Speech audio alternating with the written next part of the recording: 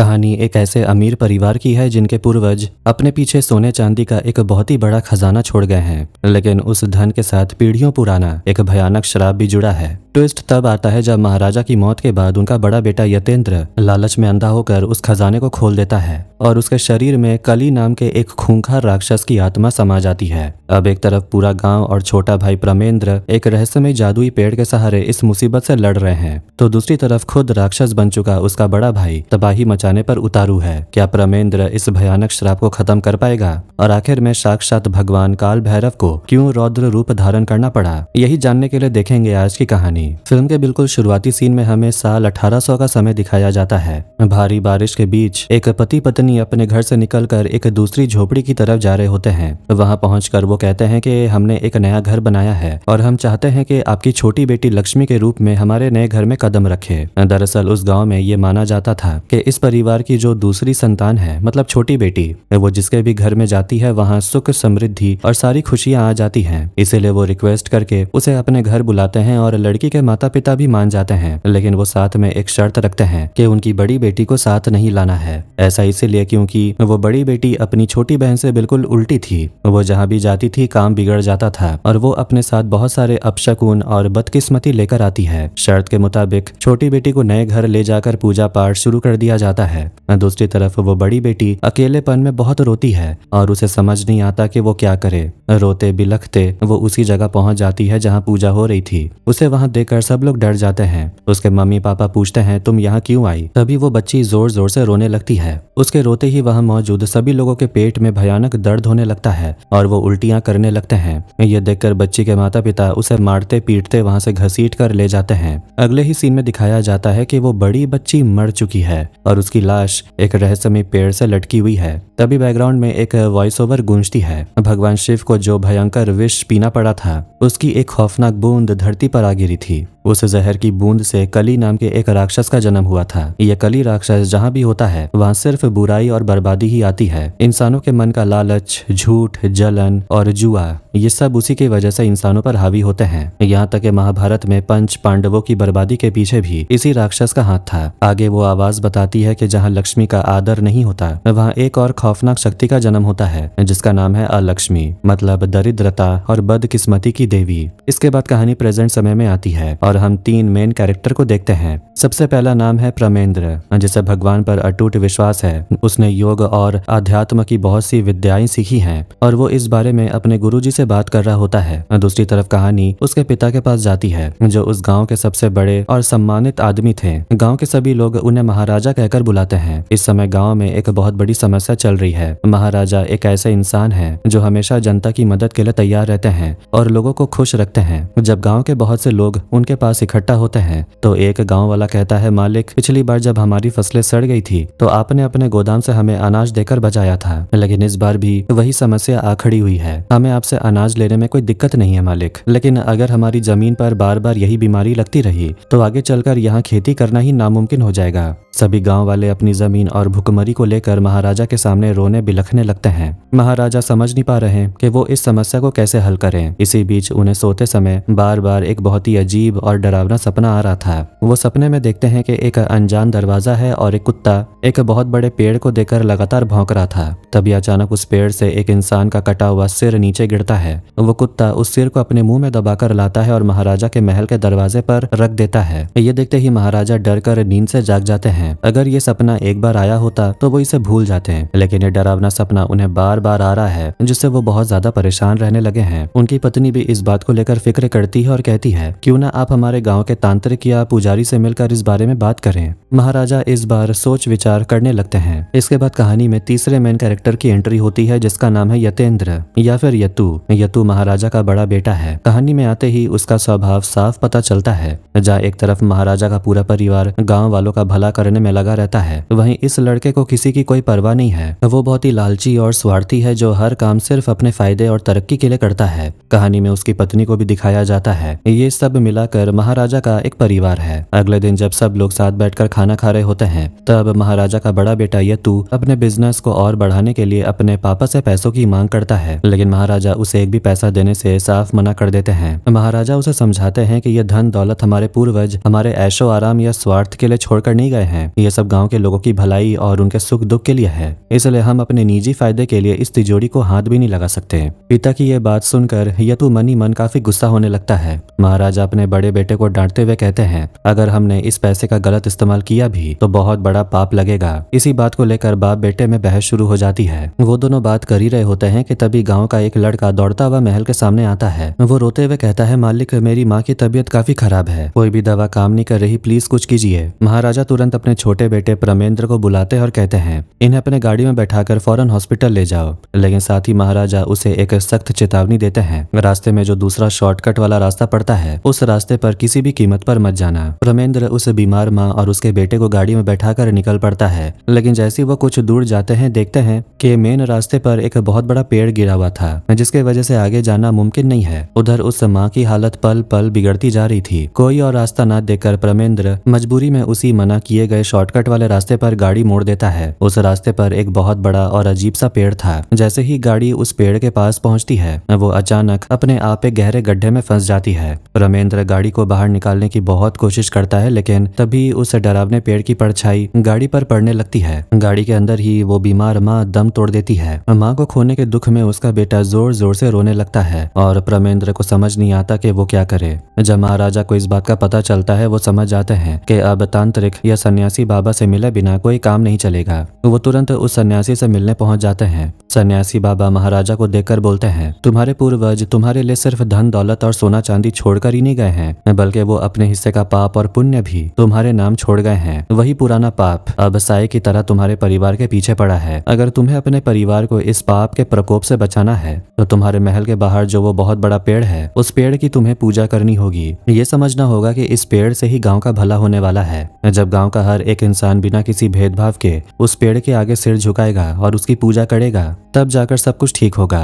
महाराजा उनकी बात मान लेते हैं। वो गांव वालों के लिए सबसे पहला काम यही करते हैं कि एक बहुत बड़ा सा हॉस्पिटल बनवाते हैं। वो सबसे कहते हैं कि ये हॉस्पिटल पूरी तरह आप लोगों के लिए है। अब से इस गांव में एक भी जान इलाज ना मिलने की वजह से नहीं जानी चाहिए। पिता का ये काम बड़े बेटे यतु को बिल्कुल पसंद नहीं आता। वो मन ही मन काफी गुस्से में था कि जब उसे अपने बिजनेस के लिए पैसे मांगे तो पिता ने साफ मना कर दिया और अब गाँव वालों के लिए इतना पैसा लुटा रहे हैं। एक दिन जब यतु एक तालाब में नहा रहा था तो उसे कुछ अजीब से ख्याल और भ्रम होने लगते हैं। उसे ऐसा महसूस होता है जैसे बहुत सारा सोना चांदी और खजाना खुद चलकर उसके हाथों में आ रहा है। वो इस अजीब एहसास से काफी उलझन में पड़ जाता है। दूसरी तरफ महाराजा उस पेड़ को एक पवित्र और पूजनीय पेड़ बनाने की तैयारी शुरू कर देते हैं ताकि उनके पूर्वजों का पाप कट सके। एक रात महाराजा अकेले में उस बड़े पेड़ के पास खड़े होकर पुरानी बातों के बारे में सोच रहे होते हैं। तभी अचानक उन्हें दिखाई देता है कि उस पेड़ की डाल पर एक छोटी बच्ची की आत्मा बैठी हुई है। उस डरावने साये को देखते ही महाराजा का सीना फटने लगता है और उन्हें जबरदस्त दिल का दौरा पड़ता है। वो छाती पकड़कर वहीं जमीन पर गिर पड़ते हैं और मौके पर ही उनकी जान निकल जाती है। महाराजा की मौत से पूरा परिवार गहरे सदमे और दुख में डूब जाता है। छोटा बेटा प्रमेंद्र रोते हुए सोचता है कि पिता के बिना अब वो इस मुश्किल घड़ी में गांव और परिवार को कैसे संभालेंगे। लेकिन दूसरी तरफ बड़े बेटे यतु के दिमाग में कुछ और ही चल रहा था। वो सोचता है कि जब तक पिता जिंदा थे वो इस संपत्ति और खजाने में से उसे एक ढेला भी छूने नहीं देते, पर अब रास्ता साफ है। यतेंद्र सोचता है कि जब अब पिता नहीं रहे तो इस सारी धन दौलत पर उसका अधिकार है। वो उस गुप्त कमरे की तरफ बढ़ता है जिसे उसका परिवार पीढ़ियों से छुपाकर और सुरक्षित रखता आया था। जब वो उस कमरे के अंदर पहुंचता है तो जमीन पर एक खास हिस्सा दिखाई देता है। वहां जब वो ध्यान से देखता है तो उसे कुछ बहुत ही तेज चमकता हुआ दिखता है। वो समझ जाता है कि जिस बेशुमार खजाने की उसे तलाश थी वो यहीं पर है। उसकी खुशी का ठिकाना नहीं रहता।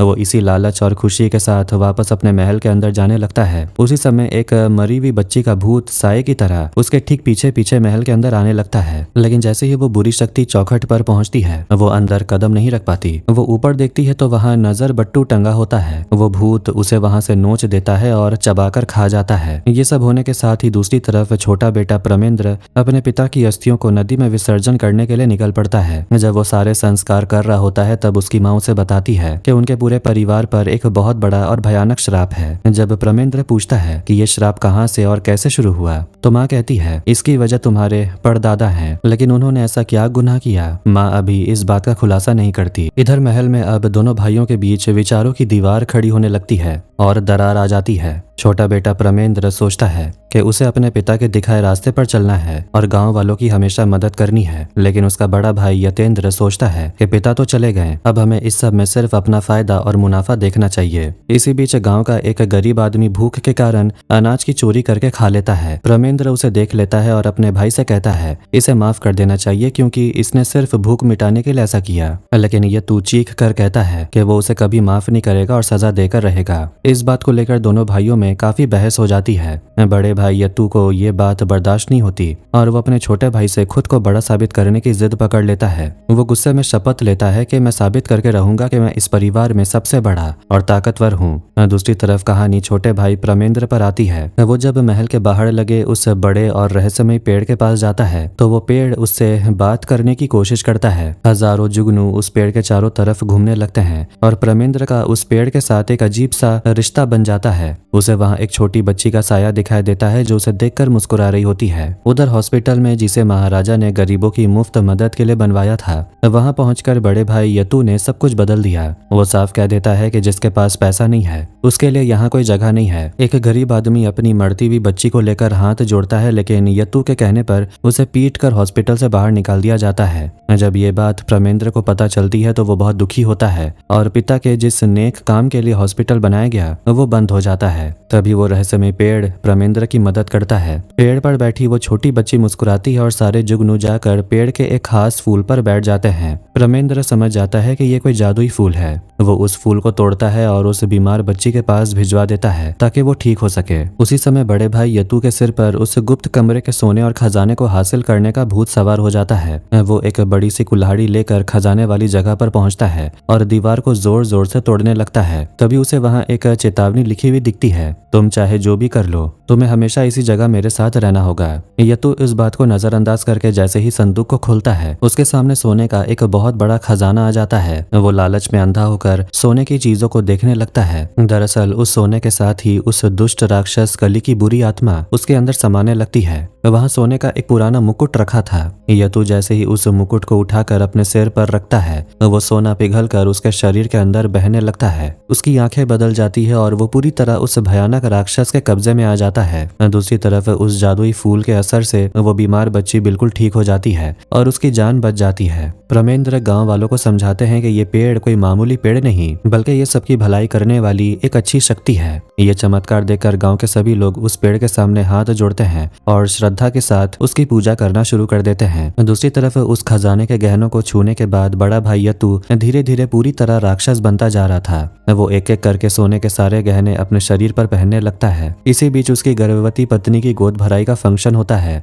यतू उस खजाने का एक जादुई सोना का कंगन अपनी पत्नी को तोहफे में देता है। दूसरी तरफ छोटा भाई प्रमेंद्र अपने भाई के पास जाकर उसे उस पवित्र पेड़ की शक्तियों और गांव वालों की भलाई के बारे में बहुत समझाने की कोशिश करता है, लेकिन यतू का स्वभाव तो अब पूरी तरह बदल चुका था। वो अपने भाई की एक नहीं सुनता और अपने ही धुन में लगा रहता है। इस वजह से दोनों भाइयों के बीच एक बहुत बड़ा विवाद शुरू हो जाता है। यतू राक्षस की बुरी शक्ति के असर में आकर कहता है कि तुम जिन गांव वालों के लिए इतना उछल रहे हो, मैं सबसे पहले उन्हें ही बर्बाद करूंगा। गांव में अनाज का एक बहुत बड़ा गोदाम था जहां गरीबों के लिए राशन रखा जाता था। यतू वहां जाता है और उस अनाज के गोदाम में आग लगा देता है जिससे सारा अनाज जलकर राख हो जाता है। जब छोटे भाई प्रमेंद्र को इस बात का पता चलता है तो वो दौड़ता हुआ आता है और कहता है कि तुम ये सब क्यों कर रहे हो, तुम्हारे स्वभाव में अचानक इतना बदलाव क्यों आ गया, इसकी वजह क्या है। बात इतनी बढ़ जाती है कि दोनों भाइयों के बीच भयंकर हाथापाई और लड़ाई शुरू हो जाती है। वो दोनों एक दूसरे को बहुत बेरहमी से मारने लगते हैं। इसी बीच यतू की गर्भवती पत्नी भी वहां आ जाती है। जब से उसने वो जादुई सोने का गहना पहना था तब से उसके शरीर और हाथों में एक अजीब सा खिंचाव और जहरीला असर हो रहा था। वो भी अजीब बर्ताव करने लगी थी। दोनों भाइयों की इस खतरनाक लड़ाई के दौरान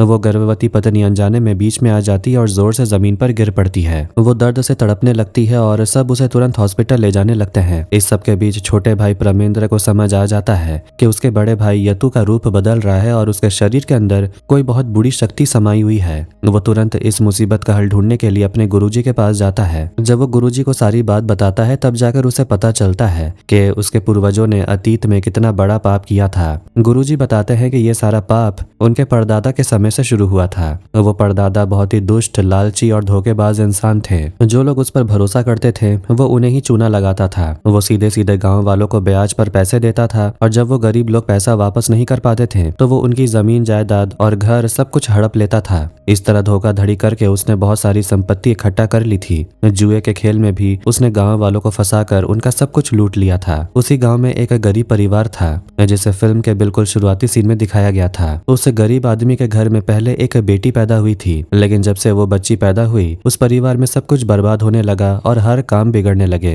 जब परेशान होकर वो आदमी एक ज्ञानी पंडित के पास गया तो पंडित ने बताया कि ये बच्ची साक्षात अलक्ष्मी का रूप है। इस बच्चे की कुंडली और अलक्ष्मी की कुंडली बिल्कुल एक जैसी है। ये लड़की जहाँ भी रहेगी वहाँ सिर्फ जलन, लालच, बर्बादी और मौत का साया मंडराएगा। उस गरीब आदमी ने रोते हुए पूछा, क्या इससे बचने का कोई रास्ता नहीं? तब पंडित ने कहा कि तुम्हारे घर में जल्दी एक और बच्चा पैदा होने वाला है। पंडित जी आगे बताते हैं कि अगर वो दूसरा बच्चा बिल्कुल सही और शुभ मुहूर्त में पैदा हुआ तो वो अलक्ष्मी के खिलाफ साक्षात लक्ष्मी का रूप बनकर आएगी। इसके बाद उस गरीब परिवार में दूसरी बेटी का जन्म होता है। अब जाकर हमें समझ आता है कि फिल्म के शुरुआती सीन में उस परिवार ने अपनी बड़ी बेटी को छोड़कर छोटी बेटी को इतनी अहमियत क्यों दी थी। उस छोटी बेटी के पैदा होते ही उसके पिता को अपने खेत में सोने का एक बहुत बड़ा खजाना मिल जाता है। उस खजाने को देखकर पिता की खुशी का ठिकाना नहीं रहता, लेकिन धीरे धीरे उस सोने को देखकर उसके मन में लालच बढ़ने लगता है। वो उस धन को लेकर जुए के खेल में लग जाता है। जब इस खजाने की बात प्रमेंद्र के परदादा को पता चलती है तो वो उस खजाने को हड़पने की तरकीब सोचने लगते हैं। उधर उस गरीब के घर में बड़ी बेटी को कोई पसंद नहीं करता था। सब उससे कहते थे कि तुम कहीं मत जाओ, बस घर में एक कोने में बैठी रहो। वहीं दूसरी तरफ छोटी बेटी को सबका प्यार और सारी खुशियां मिल रही थी।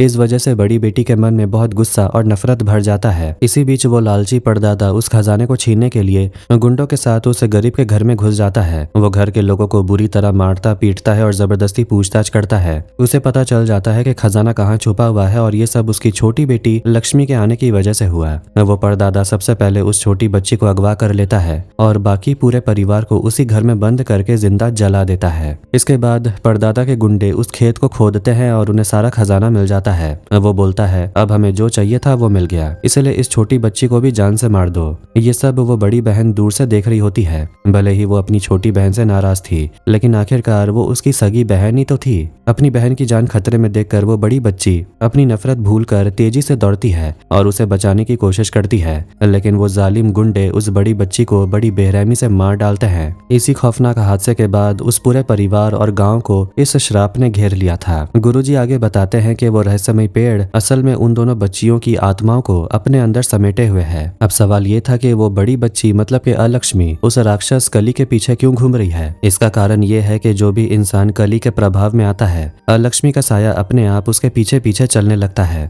जब गुरुजी और प्रमेंद्र ये बात कर रहे होते हैं, ठीक उसी समय महल में बड़ा भाई यतु पूरी तरह से उस भयानक राक्षस के रूप में बदल जाता है। उसके शरीर में असीम काली शक्तियां आ जाती है। जब उसे पता चलता है कि गांव वाले उस पेड़ की पूजा कर रहे हैं तो वो गुस्से में पागल हो जाता है। वो एक कुल्हाड़ी लेकर जाता है और उस पवित्र पेड़ को काट कर जमीन पर गिरा देता है। उसी वक्त हॉस्पिटल में उसकी गर्भवती पत्नी लेबर पेन से तड़प रही होती है। उस जादुई जहरीली सोने के कारण उसके पूरे शरीर पर एक भयानक एलर्जी और छाले होने लगते हैं। जैसे ही वहां वो पेड़ कटकर गिरता है, वैसे ही हॉस्पिटल में उसकी पत्नी एक बच्चे को जन्म देती है, लेकिन वो कोई आम बच्चा नहीं बल्कि एक भयानक अमानवीय राक्षस बच्चा होता है। ये देखकर हॉस्पिटल के सभी डॉक्टर और नर्स डर कर चिल्लाते हुए भागने लगते हैं। यतु अब पूरी तरह एक दैत्य बन चुका था। जब प्रमेंद्र गुरुजी से मिलकर गांव वापस आता है तो पेड़ को कटा हुआ देखकर हैरान रह जाता है। गुरुजी ने उसे बताया था कि इस मुसीबत का हल उस पेड़ की जड़ों में ही छिपा है। जब वो उस जड़ के पास जाता है तो उसे पता चलता है कि पूरे गांव में एक अजीब और जानलेवा बीमारी फैल चुकी है। उसका भाई राक्षस बन चुका है। घर में एक शैतान बच्चे का जन्म हुआ है और उसकी माँ बिस्तर पर मौत से जूझ रही है। सब कुछ बर्बाद होता देख प्रमेंद्र भगवान शिव की शरण में जाता है।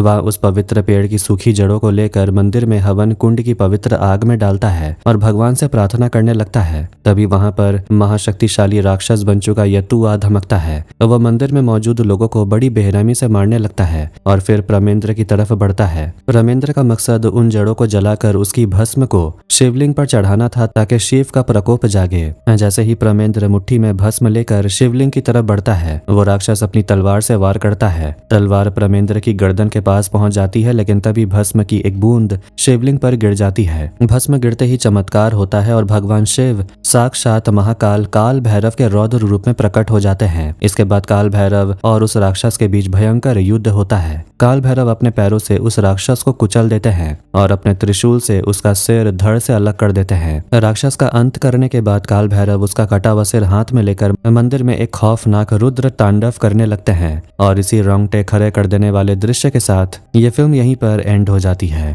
तो कैसी लगी आज की स्टोरी कमेंट करके जरूर बताना। वीडियो पसंद आया तो वीडियो को लाइक कर दें, चैनल को भी सब्सक्राइब कर दें। मिलते हैं नेक्स्ट वीडियो में। Take care.